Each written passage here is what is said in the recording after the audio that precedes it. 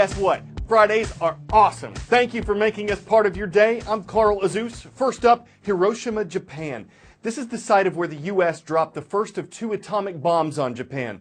More than 200,000 people were killed in those bombings, but they're credited with bringing World War II to an end and avoiding an American invasion of the Asian country.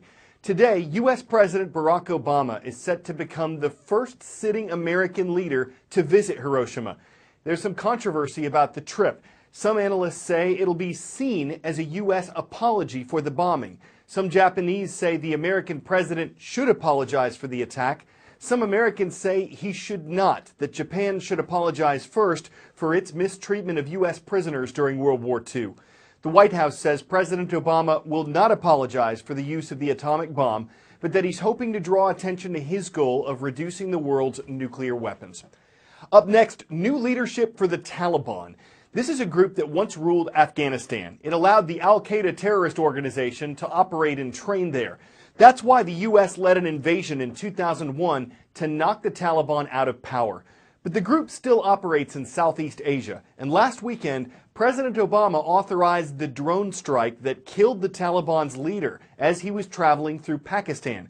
The U.S. military says Mullah Akhtar Mohammad Mansour was planning new attacks on U.S. targets, but the nation of Pakistan objected, calling the U.S. airstrike on Pakistani soil illegal. Mansour has been replaced.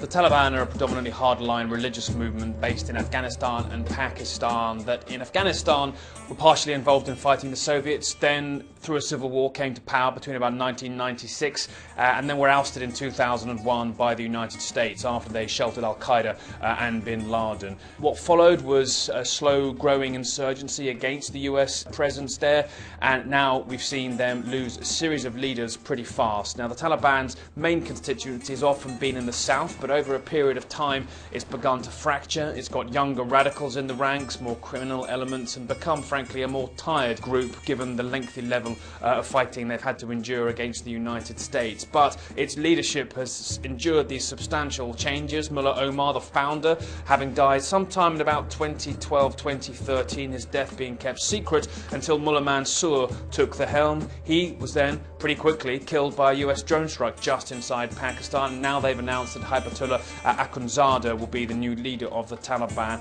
All of this potentially shifting the group in a more radical direction. Mullah Mansour opposed to peace talks, killed by the White House, they say, because of that.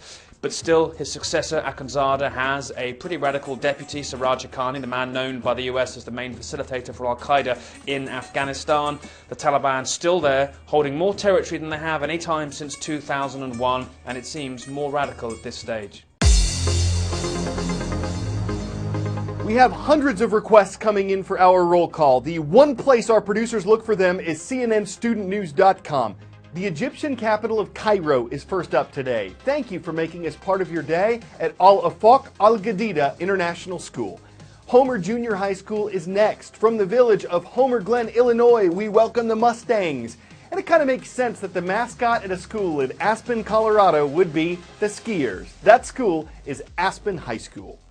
To the U.S. campaign trail, a CNN count of Republican Party delegates shows that businessman Donald Trump has clinched the Republican nomination for president. He passed the threshold of 1,237 delegates that a GOP candidate needs. He's now considered the presumptive nominee. That'll be made official at the Republican National Convention this July. There are 2 Democrats in the race for their party's nomination. Former Secretary of State Hillary Clinton leads with 1,776 pledged delegates and 528 superdelegates. Vermont Senator Bernie Sanders has 1,491 pledged delegates and 42 superdelegates. A total of 2,383 delegates are needed to clinch the Democratic nomination. There are more than 600,000 bridges in the U.S., and almost 60,000 of them need work. The concrete used to make many American bridges is cheap and strong, but over time it can crack and crumble, and it needs to be patched to keep the bridge standing. An engineering professor has developed a bendable concrete. It's about 3 times the cost of regular concrete, but he says builders can use less of it and maintain it less often. 68,000 vehicles cross the Arlington Memorial Bridge between D.C. and Virginia every day. This is what drivers don't see. It's just eroding and the concrete is falling off. We have to wear masks and gloves inside of the bridge because this paint is all lead paint. Now this beam is helping to support the bridge, and if you take a look, it is badly corroded, and you see how thin that steel is. You see holes in the steel. The original support beams from 1932 have never been replaced. We're like a third world country when it comes to infrastructure. Federal government spending on infrastructure has declined 9% from 2003 to 2014. Every state has some degree of bad bridges that need to be repaired.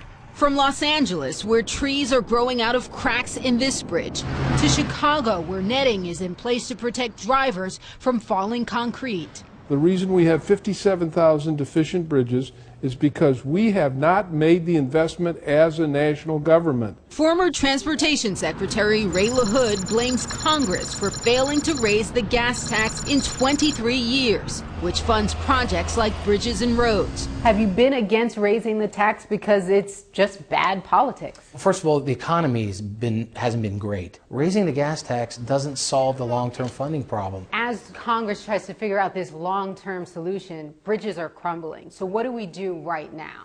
Well, our bill, the FAST Act, which we passed in December, the President signed into law, we put more dollars into focusing on the critical infrastructure. His Republican colleague disagrees. It's funded for 5 years, but we use 10 years worth of gimmicks to pay for it.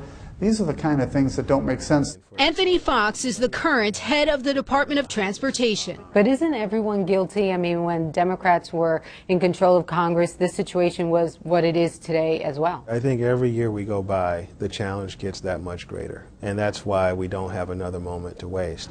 Researchers at the University of Michigan believe they may have a solution, a bendable concrete that can heal itself from cracks. How about if we set our targets towards creating infrastructures that will last 100 years? Regular concrete can fail quickly and suddenly.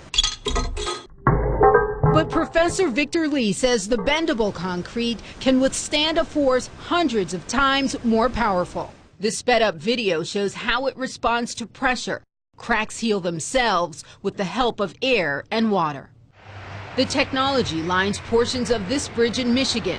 The hope is it could help already crumbling bridges like the Memorial Bridge near the nation's capital.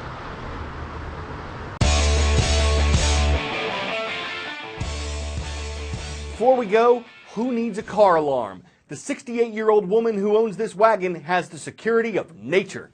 Yes, those are bees. Yes, they sting. No, you don't want to put in your groceries.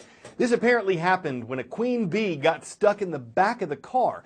So the swarm showed up and tried to free her for 2 days until beekeepers managed to sweep them into a cardboard box and cart them all away.